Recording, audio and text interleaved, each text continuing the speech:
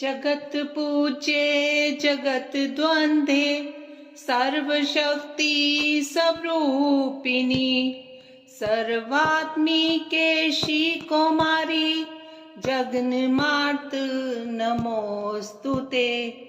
त्रिपुरां त्रिगुणाधारां मार्ग ज्ञान स्वरूपिणी त्रैलोक्या वंदिता देवी त्रिमूर्ति प्रणमाम्यहम्। कालिकां तु कलातीतां कल्याण हृदयां शिवां कल्याण जननी नित्यं कल्याणीं प्रणमाम्यहम्। आनिमादि गुणोदारां मकराकारकक्षुषम् अंतशक्ति भेदां तां कामाक्षी प्रणमाम्यहम्। चंडवीरां चंडमायां चंडमुंडप्रपञ्चनीं तां नमामि च देवेशीं चंडिकां चंडविक्रमां। सुखानन्दकरीं शान्तां सर्वदेवैर्नमस्कृतां सर्वभूतात्मिकां देवीं शाम्भवीं प्रणमाम्यहम्। चण्डवीरां चण्डमायां रक्तबीजप्रभञ्जनीं तां नमामि च देवेशीं कालरात्रिं गुणशालिनीं। सुन्दरीं स्वर्ण सर्वांगीं सुख सौभाग्यदायिनीं संतोषजननीं देवीं महागौरी प्रणमाम्यहम्। दुर्गमे दुस्तरे कार्य भयदुर्ग विनाशिनी प्रणमामि सदा भक्त्या दुर्गा दुर्गतिनाशिनी। राधा साध्यं साधनं यस्य राधा मंत्रो राधा मंत्रदात्री च राधा सर्वं राधा जीवनं यस्य राधा राधा राधा वाचिकिं तस्य शेषम्। जय जय गिरिवर राजकिशोरी जय महेश मुख चंद चकोरी जय गजवदन षडानन माता जगत जननी दामिनी दुति गाता। जय जय गिरिवर राजकिशोरी जय महेश मुख चंद चकोरी जय गजवदन षडानन माता जगत जननी दामिनी दुति गाता। निशुंभ शुंभ मर्दिनीं प्रचंड मुंड खंडिनीं वने रणे प्रकाशिनीं भजामि विंध्यवासिनीं। त्रिशूल रत्नधारिणीं धरा विघात हारिणीं ग्रहे ग्रहे निवासिनीं भजामि विंध्यवासिनीं। दरिद्र दुख हारिणीं सतां विभूतिकारिणीं वियोग शोक हारिणीं भजामि विंध्यवासिनीं। लसत्सुलोल लोचनां लतां सदा वरप्रदां कपालशूलधारिणीं भजामि विंध्यवासिनीं। करे मुदा गदाधरां शिवां शिवप्रदायिनीं वरावराननां शुभां भजामि विंध्यवासिनीं। ऋषीन्द्रजामिना प्रदाति दास्य रूपधारिणीं जले स्थले निवासिनीं भजामि विन्ध्यवासिनीं विशिष्ट सृष्टिकारिणीं विशाल रूपधारिणीं महोदरां विशालिनीं भजामि विन्ध्यवासिनीं पुरन्दरादिसेवितां मुरादिवंशखण्डिनीं विशुद्धबुद्धिकारिणीं भजामि विन्ध्यवासिनीं सुमनसवन्दितसुन्दरि माधवी चन्द्रसहोदरि हेममये मुनिगणमण्डितमोक्षप्रदायिनि मञ्जुलभाषिणि वेदनुते पङ्कजवासिनि देवसुपूजित सद्गुणवर्षणि शान्तियुते जय जय हे मधुसूदन कामिनि आदिलक्ष्मी सदा पालय माम् अहिकलिकल्मषनाशिनि कामिनि वैदिकरूपिणि वेदमये क्षीरसमुद्भव मङ्गलरूपिणि मन्त्रनिवासिनि मन्त्रनुते मङ्गलदायिनि अम्बुजवासिनि देवगणाश्रितपादयुते जय जय हे मधुसूदन कामिनि धान्यलक्ष्मी सदा पालय माम् जय वरवर्णनि वैष्णवि भार्गवि मन्त्रस्वरूपिणि मन्त्रमये सुरगणपूजित शीघ्रफलप्रद ज्ञानविकासिनि शास्त्रनुते भवभयहारिणि पापविमोचनि साधुजनाश्रितपादयुते जय जय हे मधुसूदन कामिनि धैर्यलक्ष्मी सदा पालय माम् जय जय दुर्गतिनाशिनि कामिनि सर्वफलप्रद शास्त्रमये रथगज तुर्ग पदादि समावृत परिजनमण्डित लोकनुते हरिहर ब्रह्म सुपूजित सेवित ताप निवारिणि पादयुते जय जय हे मधुसूदन कामिनि गजलक्ष्मी रूपेण पालय माम्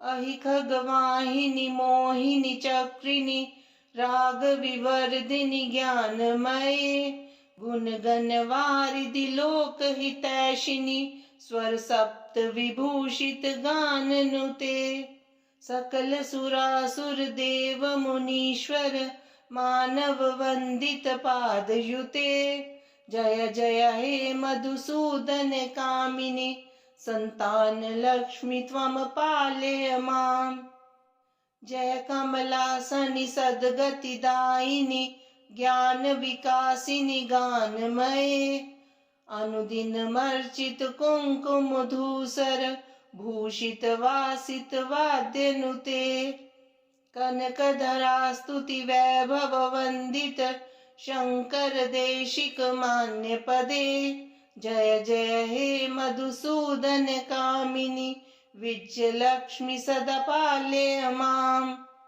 प्रणत सुरेश्वरि भारती भार्गवी शोक विनाशिनी रत्नमये मणिमय भूषित कर्ण विभूषण शांति समावृत हास्य मुखे नवनिधिदायिनि कलिमलहारिणि कामित फलप्रद हस्तयुते जय जय हे मधुसूदन कामिनि विद्यालक्ष्मी सदा पालय माम् धिमि धिमि धिन्धिमि धिन्धिमि धिन्धिमि दुन्दुभिनाद सुपूर्णमये घुम घुम घुम घुम घुम घुम घुम घुम शंख निनाद सुवाद्यनुते वेद पुराण इतिहास सुपूजित वैदिक मार्ग प्रदर्शयुते जय जय हे मधुसूदन कामिनि धनलक्ष्मी रूपेण पालय माम् ओम जयंती मंगला काली भद्रकाली कपालिनी दुर्गा क्षमा शिवा धात्री स्वाहा स्वधा नमोस्तुते जय त्वं देवी चामुण्डे जय भूतार्तिहारिणी जय सर्वगते देवी कालरात्रि नमोस्तुते। मधुकैटविद्रावी विधात्री वर्धे नमः। रूपं देहि जयं देहि जशो देहि द्विषो जहि। महिषासुरनिर्नाशी भक्तान् सुखदे नमः। रूपं देहि जयं देहि जशो देहि द्विषो जहि। रक्तबीजवदे देवी चण्डमुण्ड विनाशिनी। रूपं देहि जयं देहि जशो देहि द्विषो जहि। शुम्भसाहेब निशुम्भस्य धूर्माक्षस्य च मर्दिनी। रूपं देहि जयं देहि जशो देहि द्विषो जहि। वन्दिताङ्घ्रियुगे देवी सर्वसौभाग्यदायिनी। रूपं देहि जयं देहि जशो देहि द्विषो जहि। अचिन्त्य रूपचरिते सर्वशत्रुविनाशिनी। रूपं देहि जयं देहि जशो देहि द्विषो जहि। न तेभ्यः सर्वदा भक्त्या चण्डिके दुरितापहे। रूपं देहि जयं देहि जशो देहि द्विषो जहि। स्तुवद्भ्यो भक्तिपूर्वं त्वां चण्डिके व्याधिनाशिनी। रूपं देहि जयं देहि जशो देहि द्विषो जहि। चण्डिके सततं ये त्वां मर्चन्ति हि भक्तितः। रूपं देहि जयं देहि जशो देहि द्विषो जहि। देहि सौभाग्यमारोग्यं देहि मे परमं सुखं। रूपं देहि जयं देहि जशो देहि द्विषो जहि। विदेहि द्विषतां नाशं विदेहि बलमुच्चकेः। रूपं देहि जयं देहि जशो देहि द्विषो जहि। विदेहि देवी कल्याणं विदेहि परमां श्रियं। रूपं देहि जयं देहि जशो देहि द्विषो जहि। सुरासुरशिरोरत्न निगृह्यश्चरणे अम्बिके। रूपं देहि जयं देहि जशो देहि द्विषो जहि। विद्यावन्तं यशस्वन्तं लक्ष्मीवन्तं जनं कुरु। रूपं देहि जयं देहि जशो देहि द्विषो जहि। प्रचण्ड दैत्य दर्पगणे चण्डिके प्रणताय मे। रूपं देहि जयं देहि जशो देहि द्विषो जहि। चतुर्भुजे चतुर्वक्त्र संस्तुते परमेश्वरी। रूपं देहि जयं देहि जशो देहि द्विषो जहि। कृष्णेन संस्तुते देवी शश्वतभक्त्या सदाम्बिके। रूपं देहि जयं देहि जशो देहि द्विषो जहि। हिमाचल सुतानाथ संस्तुते परमेश्वरी। रूपं देहि जयं देहि जशो देहि द्विषो जहि। इंद्राणीपति सद भावपूजिते परमेश्वरी। रूपं देहि जयं देहि जशो देहि द्विषो जहि। देवी प्रचंड दोर्दंड दैत्य दर्प विनाशिनी। रूपं देहि जयं देहि जशो देहि द्विषो जहि। देवी भक्तजनों दाम दत्तानन्दोदयम्बिके। रूपं देहि जयं देहि जशो देहि द्विषो जहि।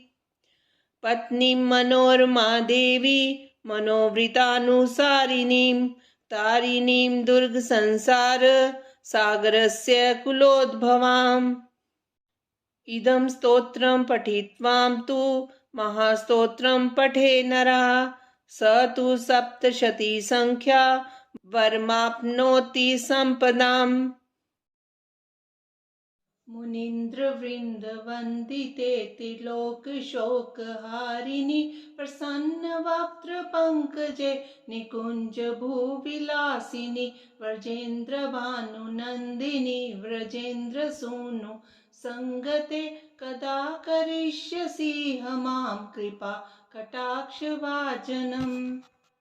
अशोकवृक्षवल्लरीवितानमण्डपस्थिते प्रवालबालपल्लवा प्रभारुणाङ्घ्रिकोमले वराभयस्फुरत्करे प्रभूतसम्पदालये कदा करिष्यसि मां कृपाकटाक्षभाजनम् अनङ्गरङ्गमङ्गलप्रसङ्गभङ्गुरभ्रुमां सविभ्रमं ससम्भ्रमं दिगन्तवानपातने निरन्तरं वशीकृत प्रतीतनन्दनन्दने कदा करिष्यसि मां कृपाकटाक्षभाजनम् तडित्सुवर्णचम्पकप्रदीप्तघोरविग्रहे मुखप्रभापरास्तकोटिशारदेन्दुमण्डले विचित्रचित्रसञ्चरच्चकोरशावलोचने कदा करिष्यसि मां कृपा कटाक्षभाजनम् मदोन्मदातियौवने प्रमोदमानमण्डिते प्रियानुरागरञ्जिते कलाविलासपण्डिते अनन्यधन्यकुञ्जराज्यकामकेलिकोविदे कदा करिष्यसि मां कृपाकटाक्षभाजनम् अशेषहावभावधीरहीरहारभूषिते प्रभूतशातकुम्भकुम्भकुम्भिकुम्भसुस्तनि प्रशस्तमन्दहास्यचूर्णपूर्णसौख्य सागरे कदा करिष्यसि मां कृपा कटाक्षभाजनम् मृणालवालवल्लरीतरङ्गरङ्गदोर्लते लताग्रलास्यलोलनीललोचनावलोकने लल्लुलन्मिलन्मनोज्ञमुग्धमोहनाश्रय कदा करिष्यसि मां कृपाकटाक्षभाजनम् सुवर्णमालिकाञ्चितत्रिरेखकम्बुकण्ठिके त्रिसूत्रमङ्गलीगुणत्रिरत्नदीप्तिदीदिते सलोलनीलकुन्तलप्रसन्नगुच्छगुम्फिते कदा करिष्यसि मां कृपाकटाक्षभाजनम् नितम्बबिम्बलम्बमानपुष्पमेखलागुणे प्रशस्तरत्नकिङ्किणीकलापमध्यमञ्जुले करीन्द्रशुण्डदण्डिकावरोहशोभगोरुके कदा करिष्यसि मां कृपाकटाक्षभाजनम् अनेकमन्त्रनादमञ्जुनुप्रारवस्खलत् समाजराजहंसवंशनिक्वनातिकौरवे विलोलहेमवल्लरी विडम्बिचारुचक्रमे कदा करिष्यसि मां कृपाकटाक्षभाजनम् अनन्तकोटिविष्णुलोकनम्रपद्मचार्चिते हिमाद्रिचापुलोमजाविरिञ्चिजावरप्रदे अपारसिद्धिरिद्धिदिग्धसत्पदाङ्गुलीनखे कदा करिष्यसि मां कृपाकटाक्षभाजनम् मखेश्वरी क्रियेश्वरी स्वदेश्वरी सुरेश्वरी त्रिवेदभारतीश्वरी प्रमाणशासनेश्वरी रमेश्वरी क्षमेश्वरी प्रमोदकाननेश्वरी व्रजेश्वरी प्रजाधिपे शिराधिके नमोऽस्तुते इतीदमद्भुतं स्तवं निशम्य भानुनन्दिनी करोतु सन्ततं जनं कृपाकटाक्षभाजनं भवेत् दैवसञ्चिता त्रिरूपकर्मनाशनं लभेत् तदा व्रजेन्द्रसूनुमण्डलप्रवेशनम् जय जय श्री राधे।